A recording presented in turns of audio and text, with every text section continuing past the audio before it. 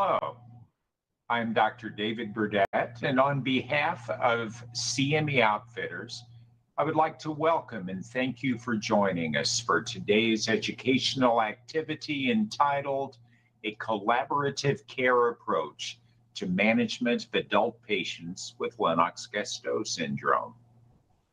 Today's program is supported by an educational grant from Jazz Pharmaceuticals.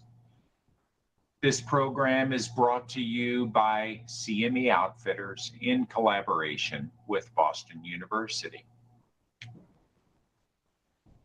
For today's activity, you can obtain credit in the following fashions.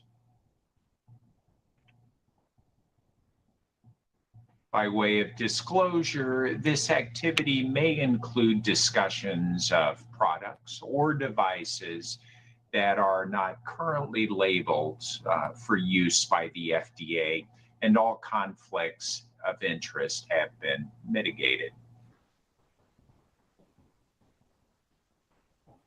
You have a tab on your screen, at the bottom of your screen, that says Ask a Question. Please feel free to utilize that. So I am Dave Burdette. I'm an epileptologist in Grand Rapids, Michigan, in the west part of the state of Michigan, an assistant professor at Michigan State University, College of Human Medicine, and section chief for adult epilepsy here at Corewell Health West. And it is absolutely my pleasure to be joined by a superb colleague, Dr. Chung. Thank you, David. Hi, I'm Dr. Steve Chung. I'm a professor of neurology at the University of Arizona in Phoenix, also the section chief or the director of epilepsy program at the Banner University Medical Center. I'm looking forward to have a great program with you today, David. I am looking forward to it as well, Steve. So these are our disclosures.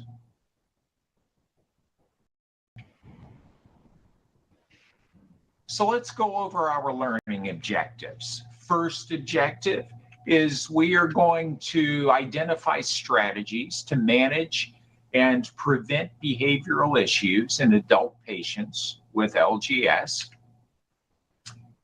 Secondly, we're going to develop in-depth seizure action plans or discuss this and the utility of this and what might go into such a seizure action plan in your adult patients with LGS. Thirdly,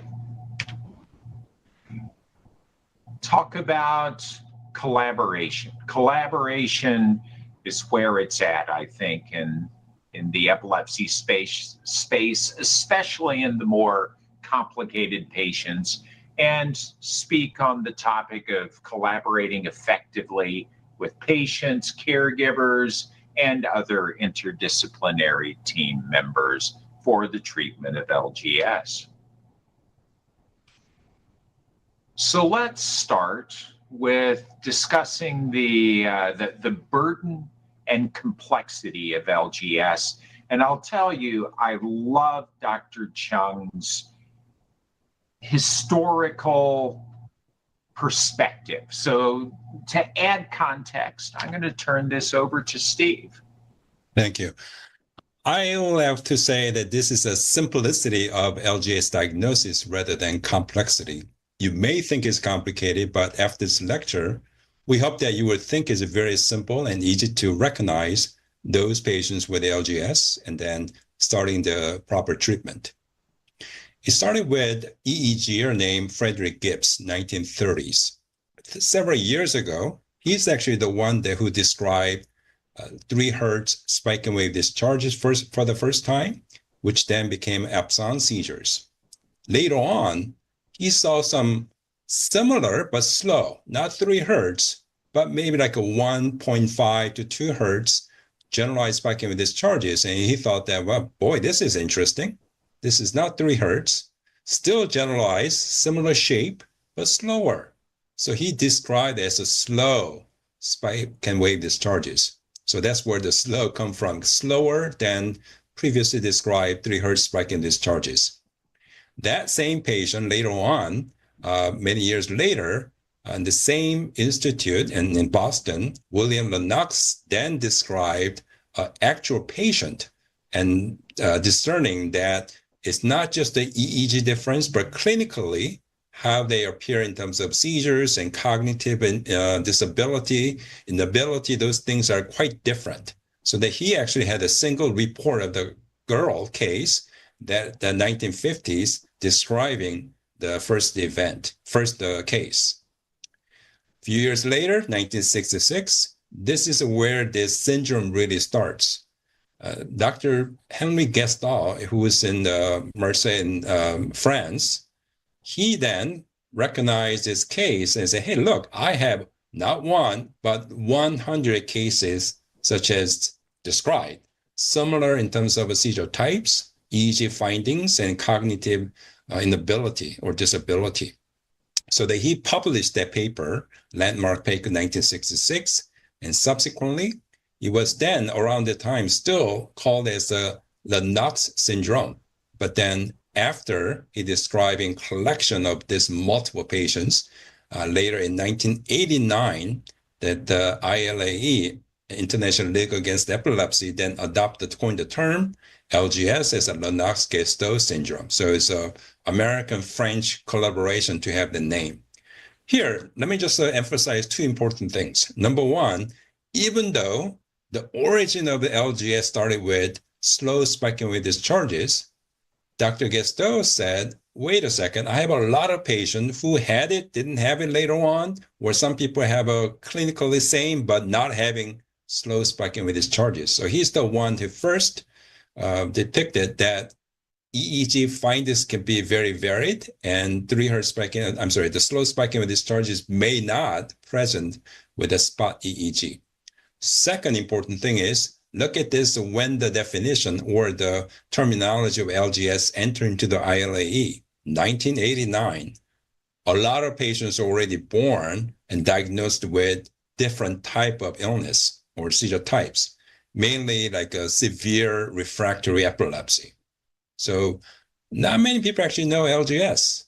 So if you are dealing with the patients who are born before 1989, chances are they probably never really had a chance to have a proper diagnosis. Therefore, it is not uncommon for adult epileptologists and neurologists and care providers can identify underdiagnosed or undiagnosed Lennox-Gastaut syndrome in your practice.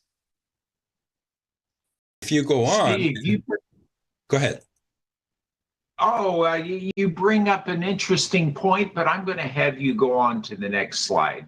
Because it's interesting to me how we have transitioned from this LGS designation, if you will, diagnosis, and now it's been subsumed under this larger developmental epileptic encephalopathy, but you're 2 steps ahead of me. So, well, yeah, that's exactly right. And that's one of the key points today. It is not necessary to have the initial EEG criteria to make a diagnosis with the adapted version of the LGS diagnosis. See, the LGS is pretty common. They estimated up to 5 to 10% of pediatric epilepsy population. Adult population is still trailing behind the 1 to 2%, but still, considering there are 3.7 million people in America alone have a diagnosis of epilepsy, that's a quite large number of patients. As you mentioned, David, they do have a DEE. Encephalopathy is one of the hallmark, meaning that they do have a certain type of cognitive inability. It does not have to be very severe, but they have a present. The seizures usually start in childhood, maybe seizures developing after 13, not going to be qualified as LGS. They usually occur early in the childhood, but maybe up to like 10 to 13 years. However, the seizures persist throughout the life, and oftentimes they're very refractory to various types of medications. So David, let's talk about the cause of this LGS.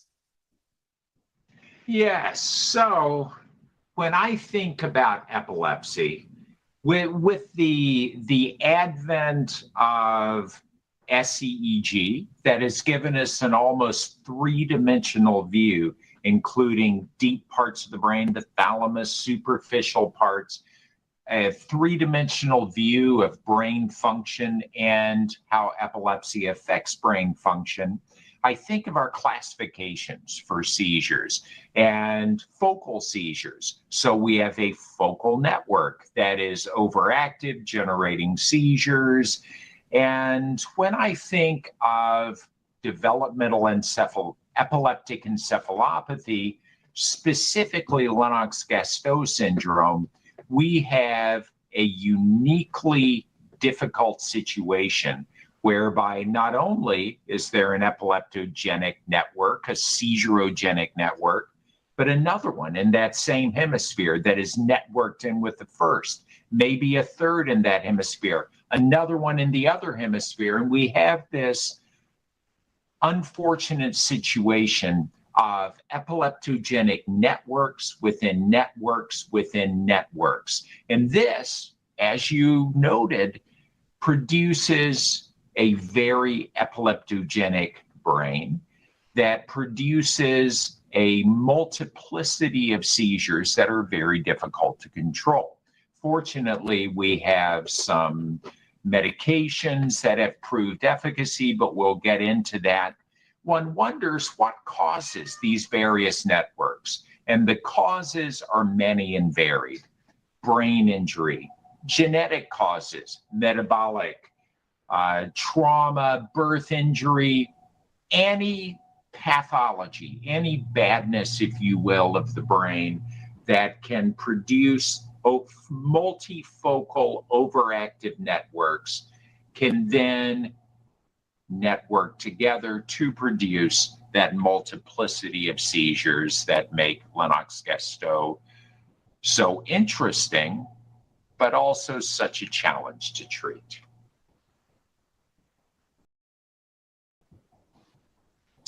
The key diagnostic components of LGS, and as Steve mentioned, now we have an emphasis on the EEG, but we need to contextualize this and frankly simplify it. We don't want to overthink this. It is not that tough to make a diagnosis of LGS. It may seem daunting initially, but we can do this. So if I have multiple networks within networks within networks, those networks are going to interact in a variety of ways.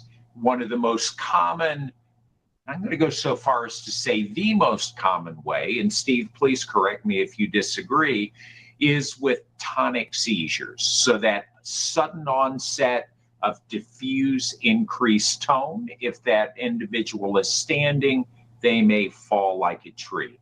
So a potentially very dangerous seizure.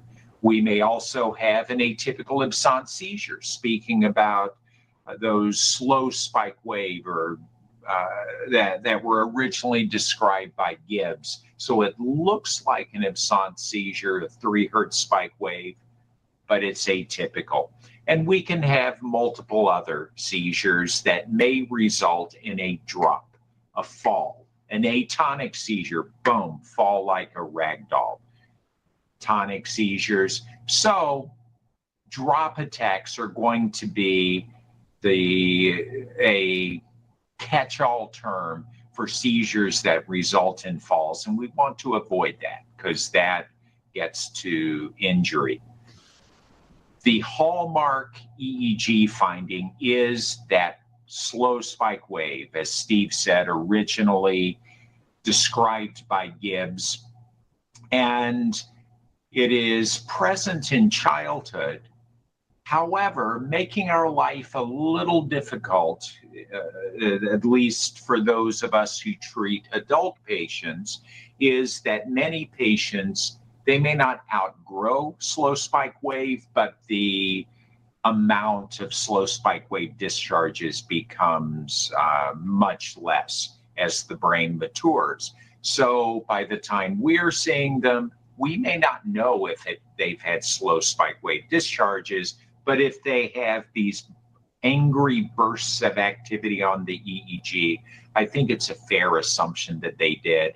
And lastly, multiple networks, when that in-between seizures are causing interictal discharges that affect cognition, it's almost the double whammy on the cognitive front. So there are multiple brain issues resulting from genetic trauma, lesions, tuberous sclerosis, whatever the underlying cause is, that by themselves are holding our patients back. But then those interictal between seizure discharges compound that. So we've got our triad: multiple seizure types, abnormal EEG, and cognitive impairment. David, however, I have to emphasize that this slow spiking with discharges usually present in childhood. But there are multiple publications showing that as you grow older, those discharges may disappear completely, replaced by some other abnormal type. It could be focal slowing, generalized slowing, or some intermittent spikes. But important fact here is, when you're dealing with epilepsy, adult epilepsy patients, please do not look for this hallmark of EEG. That usually present in childhood, but not any longer in adult. And that means just because you don't see it, adult population, you cannot exclude the possibility of the LGS diagnosis. It's really the multiple seizure type, childhood onset seizures, and cognitive impairment, at least a mild degree. I think that satisfies LGS diagnostic criteria these days. If you don't mind, let me just go on to speak more about the seizure types. You mentioned most of this already as a presentation of a complexity of a neural network. Basically, we all know the LGS is classified under generalized epilepsy or generalized seizures. So any generalized seizures you can imagine, especially the tonic seizures, atonic seizures, all those kind of things can occur with LGS, including focal seizures. So we have to recognize that you mentioned about trauma. We're not talking about the adult driving a car and hit the head and developing seizures later on.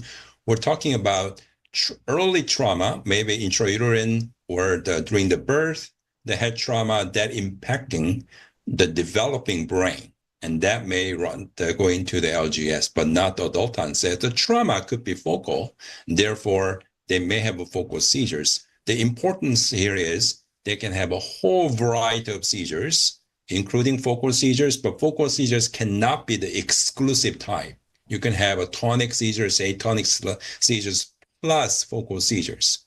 So again, focal seizure is part of it. However, by itself, cannot be alone to make a diagnosis of LGS. The other thing is the cognitive impairment. I mentioned that it could be very severe or it could be very mild. I have a patient with typical LGS, even with a EEG findings, slow spiking with discharges, but able to attend, at least try to attend junior college after a special ed program here in Arizona. So they may have be quite functioning. Again, they still have some developmental delay or some portion of the cognitive impairment, but do not imagine that all LGS patients are wheelchair bound and drooling and unable to communicate. Those are very severe type. It's a spectrum of cognitive impairment. How about the other types of other symptoms? LGS patients, when we're dealing with the patients with LGS, it's not just the seizures we try to control the best we can, but there are other issues. We call it non-seizure issues, such as behavioral and psychiatric problems. Why do they have it? Well, maybe something David talked about, maybe underlying causes kind of behavioral or psychiatric symptoms, often including the aggressive behaviors. And people don't want to deal with this kind of behavioral issues that much. But we have to recognize that it may not be just underlying cause, but it could be related to how the development, how the environment they grew up, and also the medication they're taking. Yes, some medications we use for LGS may cause some behavioral or psychiatric symptoms. So it is actually very difficult to discern what behavioral or psychiatric symptoms are originated from. Is the underlying cause? Is it because they have multiple seizures every day affecting their cognition? Or is that the medication? I will venture to say that most people have a combination of all three, but we cannot ignore that underlying cause of LGS or seizures already affecting their behavior as well as the cognition psychiatric symptoms. Motor and mobility challenges. I mentioned that some patients are indeed wheelchair bound, but others are ambulatory, and the falls could be due to seizures or their limiting physical activities. So it is also important, not every time patients say, I fell down, doesn't mean that they had a seizure, like such as atonic or tonic seizures, and then caused a fall. But there might be some other reasons they cannot walk very well or fall. One example, not always, but one example could be side effect of medications. Again, the dizziness and double vision kind of balance issues could be that stem from the side effect of medications you use. So you have to then really evaluate what is causing the fall or the balance problem, especially on this population, and can address appropriately. The diagnostic challenges could be multiple, but I'm gonna just punt back to you. No, you go ahead. So I love that point at the end, by the way, that just because the patient falls doesn't mean it's a drop attack, doesn't mean it was a myoclonic, a tonic, an atonic seizure. Maybe it's the polypharmacy. So we need to always bear that in mind, and when possible, simplify the medication regimen. It's not always possible with LGS, but when possible. Yeah. So let's talk a little bit about the diagnostic and communication challenges, Steve. Yeah, as I mentioned, we're not trying to diagnose the seizure itself. I think that we all know that they have multiple seizures. The challenge number one is labeling whether we can call that as LGS or some other type of seizures. My challenge to all of you is don't be afraid to make a diagnosis for the first time in 35-year-old adult man to have LGS. What is a benefit of diagnosis?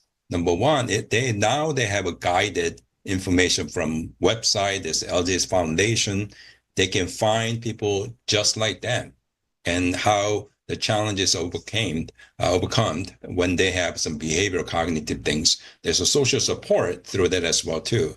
So making a diagnosis is not only leading to the proper medication choices that we'll talk about soon, but also it guide them, the patients and patient family members, into the support and connected to the other society as well as a patient with LGS. The other thing is go ahead. I agree with you. I just wanted to agree with that point.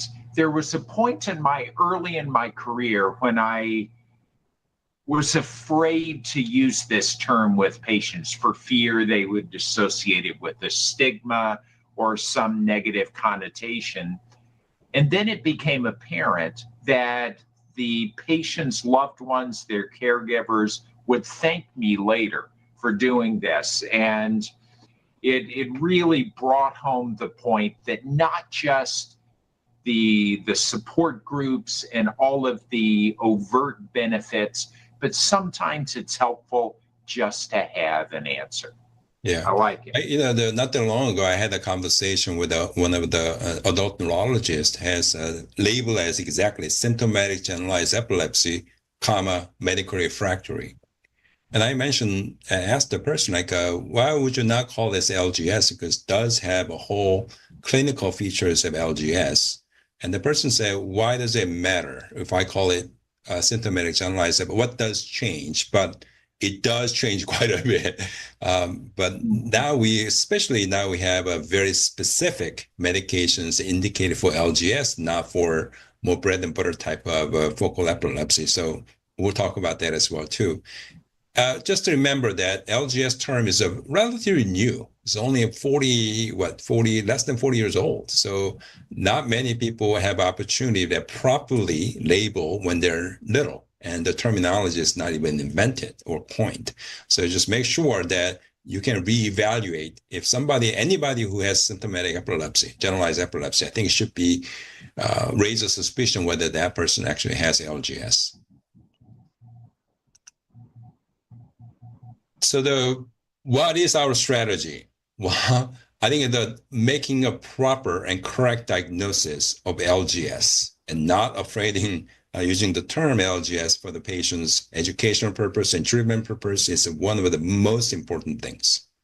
The second one is, it's not just a terminology and treatment, but we know the LGS patients have other non-seizure related challenges. And that really ties to how we're going to transition the care. When pediatric patients come to my office, sometimes they say, hey, seizures are actually not bad. So even though I may disagree, like one seizure per week is not bad for them, but they're more concerned about their behavior and their psychiatric irritability and aggressive behaviors. So they do recognize that it is part of LGS. It's not just the seizures. It's other behavioral, cognitive, and psychiatric symptoms are part of LGS non-seizure symptoms. So we have to recognize and have some game plan and how we're going to address and how we're going to even follow through. If we're going to do some intervention, whether clinically, surgically, whatever you do, you also need to follow up, not just how well they're doing with the seizures, but also other non-seizure related symptoms. Steve, I'd like to impress upon my trainees that although we are treating epilepsy, ultimately, I think we are in the quality of life business. And seizures are one significant aspect of quality of life. But I think the points that you bring up, behavior, cognition, these all come into play and are just as important, sometimes in some individuals more important than the seizures themselves. But all of this hinges upon getting that diagnosis so that we can have a more focused approach to treatment. So let's talk a little bit about treatment approaches. As both of us have mentioned, the seizures associated with Lennox-Gastaut are rising from networks within networks within networks. 3 degrees, if you will, of complexity make for a relatively refractory, difficult to treat seizure scenario. That having been said, we don't want to take a step back and say, woe is you, well, this is the best you're going to do. We're optimists. And if we can make a difference seizure-wise, we may well be able to make a difference in these other behavioral, cognitive areas, very important areas of this patient's life. So what are the treatment challenges? Many of these patients are not going to respond to a single medication that knocks it out of the park. They are going to require multiple medications, and we'll discuss in a moment the ways that we may approach that polypharmacy. Dave, I have to mention that I'm a little bit surprised the study only shows 40 to 58% of LGS as polytherapy. I have to look at my population. I would say, I'm surprised. Just so everybody actually takes more than one. And, yeah, as a matter of fact, when you look at all the clinical trials and approved for LGS by FDA, the clinical trials are all adjunctive therapy trial. So I think it's more likely that the LGS patient is going to be in more than one medication. And also the seizure freedom rate compared to other seizure type overall, 70%. I would say less than 5%. Here's a 10% it says, but I think it's more likely 5% less likely the patient become seizure free. So quite refractory. I agree. And I think it's important that we level set expectations in talking with parents, caregivers, loved ones, that by the time they get to us on the adult side, they may be a little jaded. The latest and greatest novel drug that is going to cure your child has come and gone. And if we level set those expectations and explain that we're looking for improvement in seizures, if you're seizure free, hallelujah. But I will take improvement with improvement in behavior and cognition. So what are our treatment options? Well, as you see, and as you know, we have a multiplicity of medications. And here we've got a nice, perhaps oversimplified stratification, but I love mechanisms of action. I won't go into detail, I promise, but I've probably learned more mechanisms of action information from Steve Chung than just about anyone.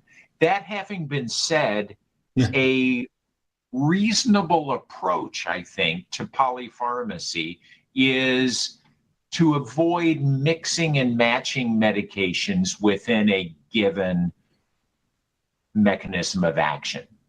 Less so from the effectiveness perspective and more to minimize the chance of drug-drug pharmacodynamic interactions. I take 2 sodium channel modulators, one that perhaps binds to a fast inactivated state of a sodium channel, and one that binds to a slow inactivated state. They're potentially complementary, but I may get additive side effects from this. So I think it is reasonable, if you have the bandwidth, to have a notion of a sodium channel modulator that is a go-to medication, perhaps that has been assessed, been tested in a randomized control fashion in the treatment of Lennox-Gastaut syndrome, maybe a calcium channel modulator, a GABAergic drug, and so forth. One caveat would be that when we think of the underlying etiologies that can present with our characteristic findings of LGS, included amongst those would be patients with Dravet syndrome. There is always a chance that we may see a patient with Dravet syndrome. They meet appropriately all of the LGS criteria, but of course, we want to avoid sodium channel modulators. But David, the good news is, as we mentioned, we're not only talking about the seizure control, but also other non-seizure symptoms. So the good news is more of a newer clinical trials that gained FDA approval, such as cannabidiol and fenfluramine, most recent ones. They actually look at the behavioral and cognitive impact of these medications. So I think there's a very important. So the idea that we have here is, can we just doing these medications early enough so we can actually intervene with a progression into worsening type of seizures and worsening of cognition? So that's another very important point that we have to keep in mind. It's just, when you're dealing with a developing brain, earlier intervene to reduce abnormal discharges or seizures may actually a better chance. I'm not sure 100% sure if it's going to turn out to be true, but possibly that might turn out to have a better cognitive or behavioral outcome if you treat early with the more effective medications. Out of all these medications, again, those are the 2 medications that tested. I'm surprised that Valproate is not FDA-approved medication, even though we use it all the time. Agreed. So this goes right toward, Steve, your observation that there are multiple facets to why and how we choose a medication. And over half of surveyed clinicians felt uncomfortable managing behavioral health. And too much information, but I might be in that 53%. There are some elements of behavior that I, especially if I can choose an anti-seizure medication, that I know has mood stabilizing properties, has perhaps anxiolytic properties, maybe some intrinsic pick-me-up antidepressant properties. But there are times when the atypical antipsychotics, it's not a level of comfort of mine, in which case I engage the team. Right. Right. If you're the 53%, one of 53%, I might be the remaining 0.6% feeling uncomfortable. I think one of the reasons that we don't feel comfortable especially the adult providers, is a lot of people have this problem. I mean, not only the epilepsy patients, but the aging population. When was the last time your patient said their memory is better today than yesterday? The memory is always getting worse, forgetfulness. Some of the behavior worsens over time, especially with patients with a head trauma or other pathology in the brain. We kind of we recognize that, we think it's important, but a lot of times we don't know what to do with it. What can we do to improve the memory? What can we do to improve the behavior, rather than trying to call our psychiatrist colleagues to get some help from them? So it's a little bit our comfort zone as a neurologist, but at least we have to know like a basic treatment of this kind of issues, depression or some psychosis. Sure, once we get to the point that we need the help, we do need the help, which then brings the importance of a network teamwork to dealing with this multiple other symptoms when we treat with the patients with LGS. But I do share with your comment that it's not a comfortable zone for us.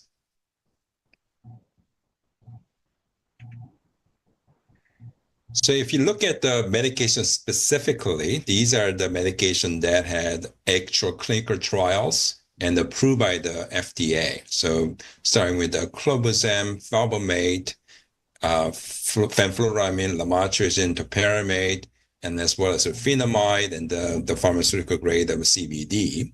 So those are all important. And the common side effects are common. So somnolence, the sleepiness, drowsiness, those kind of things are most common. But look through the side effect, again, the dizziness or balance related side effects are quite common as well too.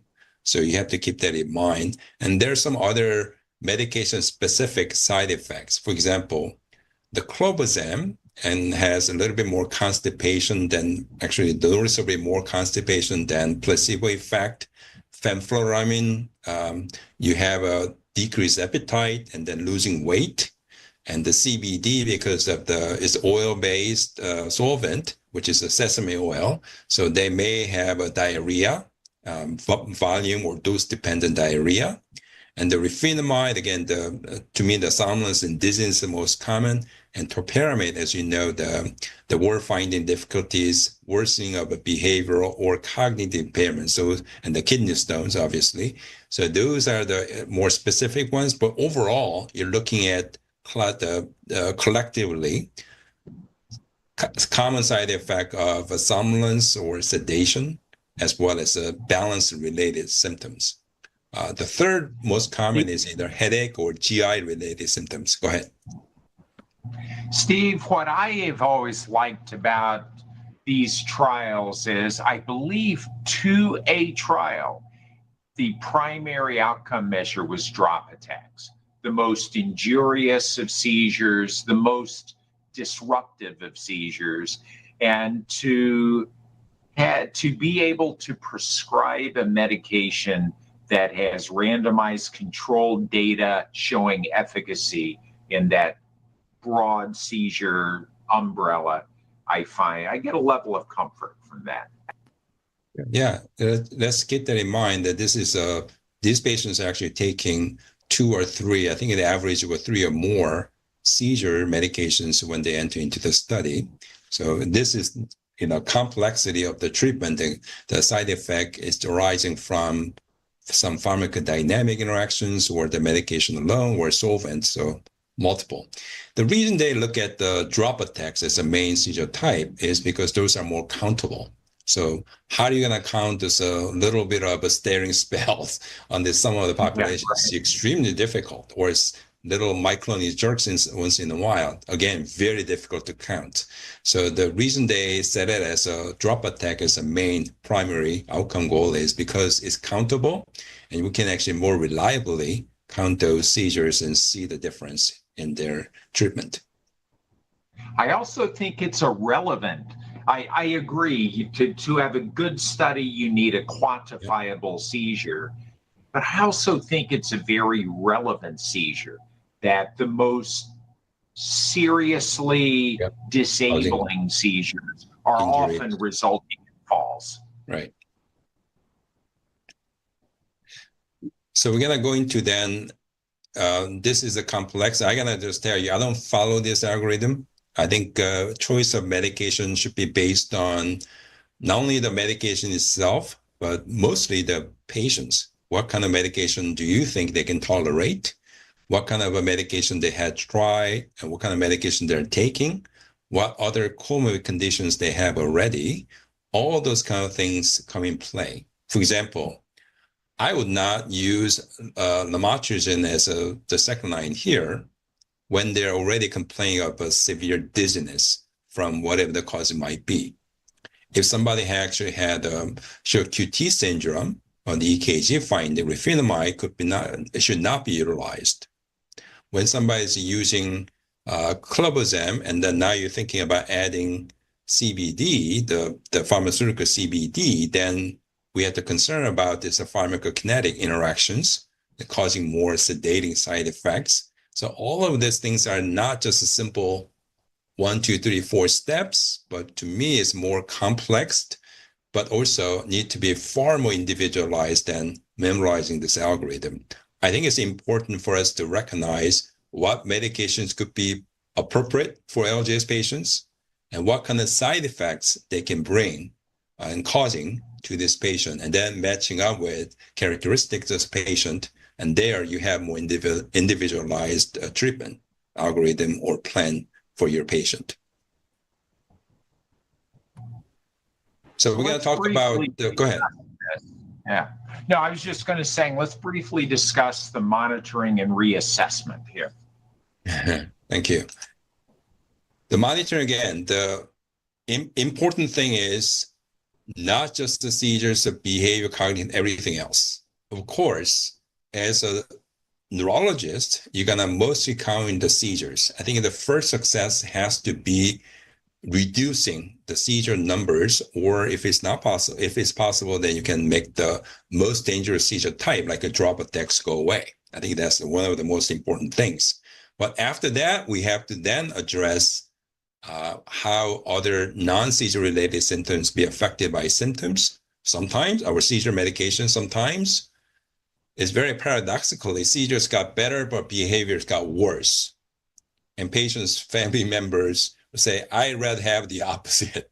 I can deal with the behavior. I know what to do with the seizures, but when they have an anger burst and become violent, especially in adult, and I don't know what to do with them. So just be careful that the success of a seizure control does not equate into success in other treatments and sometimes make things worse. So we have to know how to monitor these kind of symptoms individually.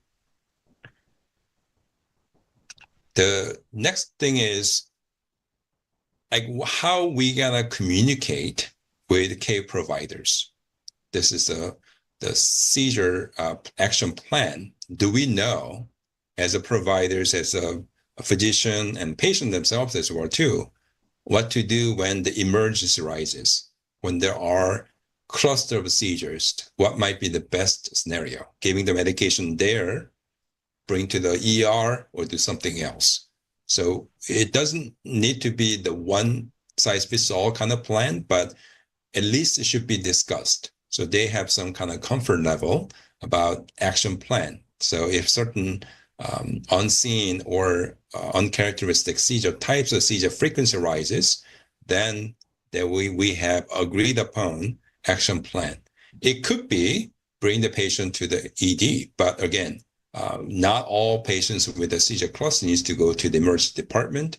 There might be some other treatment options or they can do for those seizure clusters or worsening of seizures. Same thing with behavior. This is beyond my comfort zone again, the action plan for behavior and cognition, that's going to be a lot more difficult, but this one is specifically about the seizure itself. All right, let us do an audience response question. Do you currently use seizure action plans in your adult patients with epilepsy? We'll give you a moment to answer.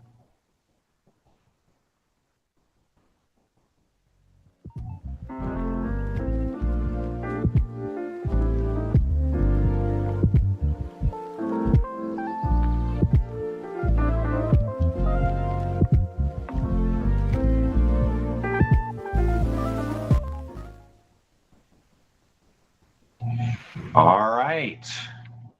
So 25% always. Love it. In this day and age of rescue medications where we have a number of very nice options, it's great if you can do this for all of your patients. David, we have a very impressive audience. 25% says always. That's great. That is impressive. None? In this, the 63%, I feel your pain. Sometimes a formal seizure action plan can be difficult. However, as Steve said, this is something we may even do informally. But I think it makes sense given the number of options we have for intervention. We have some very nice rescue options now. So to have that conversation with the caregivers makes a lot of sense, whether or not we formally complete the seizure action plan. Yeah, I think this is the survey from other group of providers. And always here it says about 35%. But again, I'll take it as almost always, sometimes all good. What we want to see is this number, the pie chart becomes more than half of people say almost always or always after this conversation. It doesn't really take very long. At least they have to understand what you're thinking when they have to. You also save your time because they're not going to call your office every time they have a seizure clusters or the uncharacteristic seizures. Hey, Steve, we do have an audience question. What is the prognosis of patients with LGS? I'll toss it your way. Sure, we can address this as we go along. Prognosis for seizures is actually very difficult. It's going to go, is a rare, I would say it never happened, the seizure itself goes away without seizure medication treatment. Seizure types may change from childhood to adult. Maybe it's a tonic, atonic seizures are more common in childhood, and tonic seizures become more common in adult population. As I mentioned, the EEG does change, but doesn't become normal.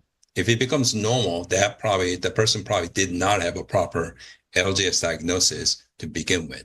So you have to expect seizures do not go away. The medical treatment is most likely lifelong, and therefore it is important to address some other issues, whether it's a medication related or not. Nice. So we have another question here. What is your first step for a patient who is transitioned from pediatric care? So this is going to get right to the nuts and bolts, the nitty gritty of this talk. Take a moment to answer.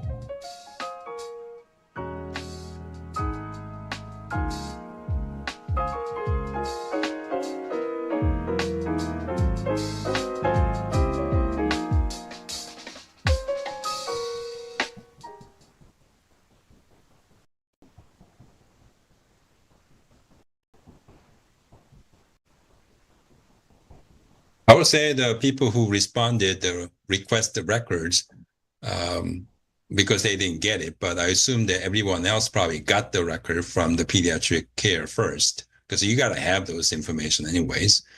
Revaluing medications are very important. Again, it may be, even if you think there's a newer medication that might be benefit the patient, some patient members do not want to change. They say we don't want to rock the boat. It's been like this for 20, 30 years. Why change now? So it is important for us to know that provide some hope. I mean, treating this kind of long-term, especially LGS population, is providing a hope. It is the hope that we can do better in terms of seizure type, seizure frequency, seizure severity, as well as other non-seizure related symptoms. So I think it's challenging them. If somebody said, we don't want to change anything, then let's say they're having a conversation about the hope, not status quo.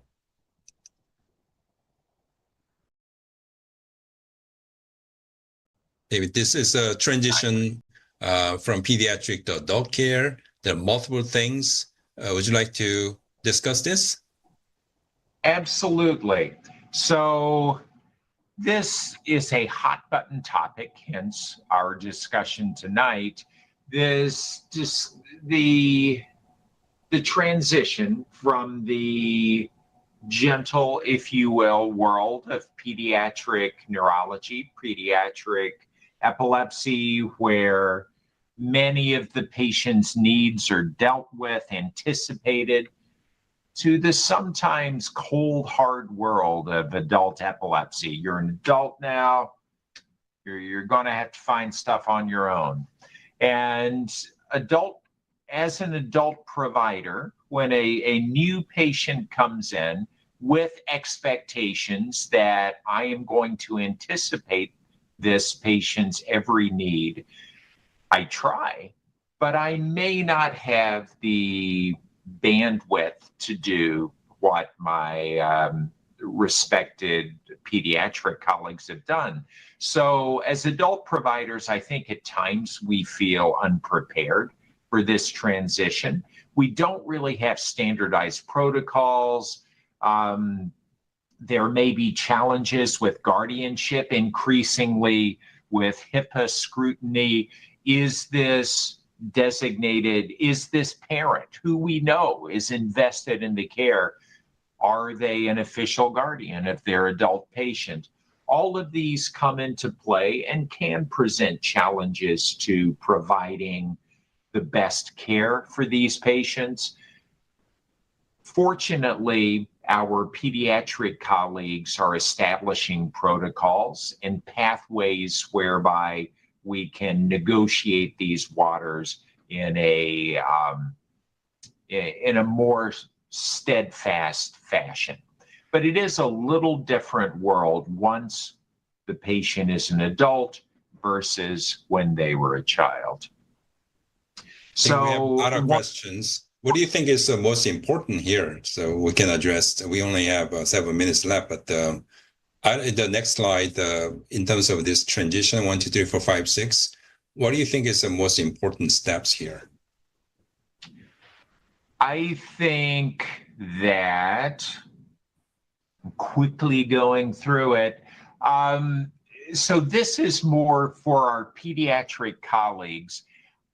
I think step 5 is very important, to identify an adult provider who feels comfortable with LGS and feels comfortable with the treatment thereof, including the multiple angles, the epilepsy, the cognition, the behavior. And to me, what do you think, Steve?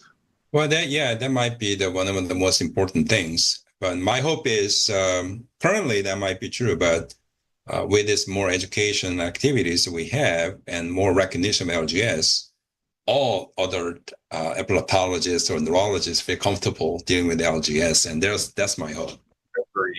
I agree. And number 6 is nice. If I can get a succinct transition document, or if it is within my health system, I love getting patients from within my own health system. I can they have a thorough note, they've got a timeline. I can cut and paste this into my note and then review it with the caregivers. Love it when that happens. So planning considerations, this is going to, in short, a transition plan is nice.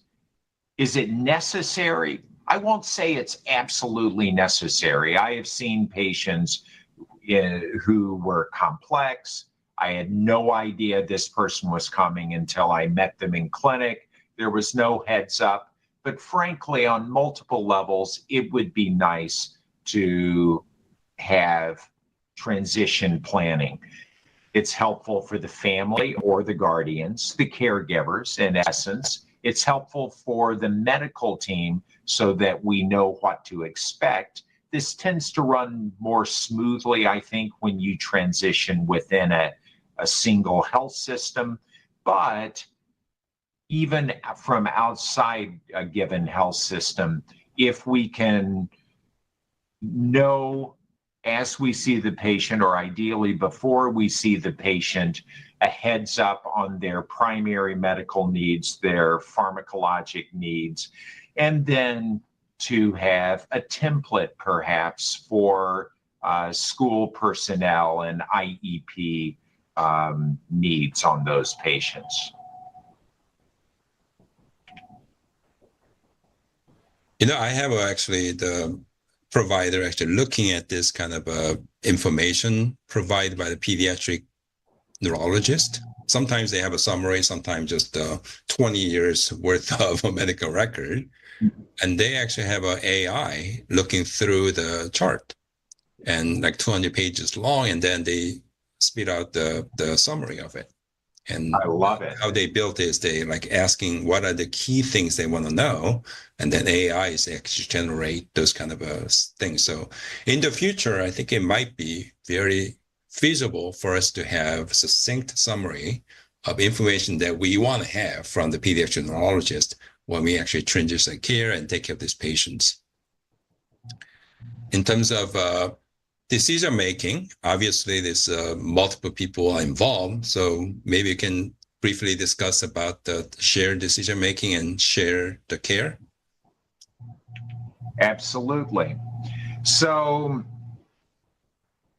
I think shared decision making, this is almost like when we think of networks, when I apply it to epilepsy, I'm thinking a neural network on the micro level. But neural network theory is applied to social networks. And in a sense, the care of the patient is a macro network. So there is going to be input that we are going to provide, the scientific evidence for various treatment approaches, tempered by our experience. So as Steve said, individualizing the care plan for that patient. We don't always go by that algorithm. Valproate first, this drug second, this drug third. We're going to individualize it based upon scientific evidence and clinical experience, but we need to temper that from input from the caregivers, the loved ones, all of those who are invested in the care of this patient and in optimizing this patient's quality of life. So we have a share model. We have a world full of acronyms, and here we go. So we're going to seek participation. And I think we probably won't have to seek it too hard. It's going to be fairly clear who the key stakeholders are in this patient's care. And then we'll explore with them. So we get an H. We'll assess the pros and cons of those approaches, come to a decision, and then once we have implemented that care, evaluate that. So I kind of like the share model. And then shared decision making, we always want to keep comorbidities in mind, whether they are behavioral, intellectual, cognitive.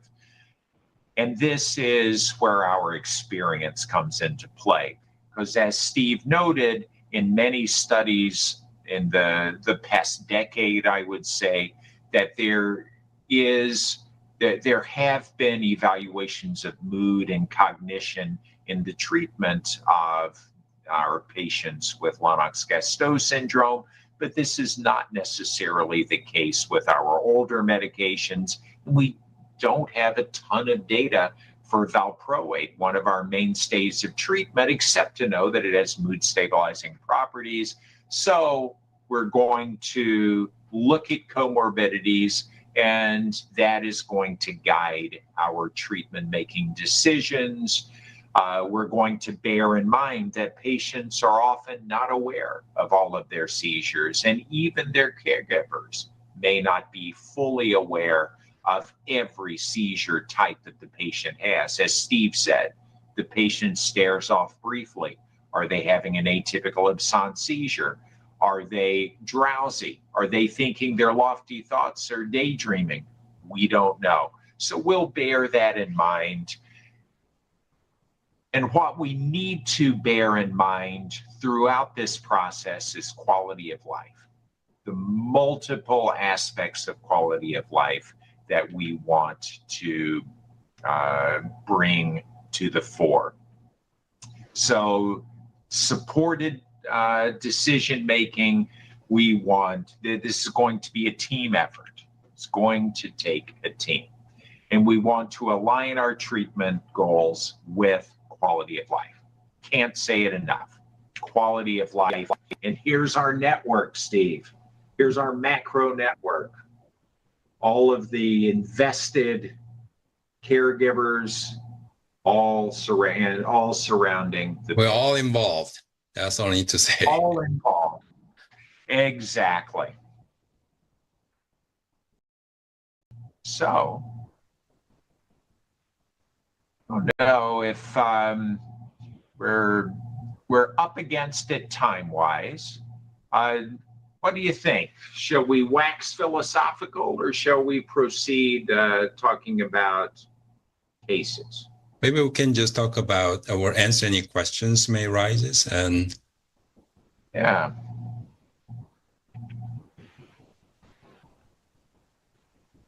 And I will mention our SMART goals, another acronym. I love acronyms. So specific, measurable, attainable, relevant, timely. Ultimately, this is about quality of life. Quality of life has multiple aspects: seizures, cognition, behavior, all of the ones that we have reviewed. And our goals from this presentation need to be specific, measurable, attainable, relevant, timely, as do our goals in the treatment of patients. We need to be specific. We need to have measurable outcomes. They need to be attainable, relevant, and timely.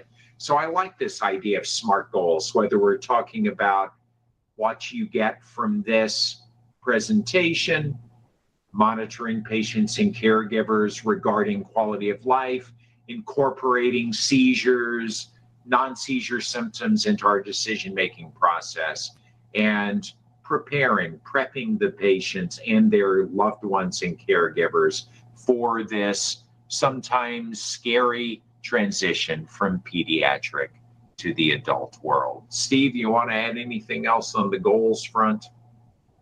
No, you mentioned very nicely there. So summarized very well. Thank you.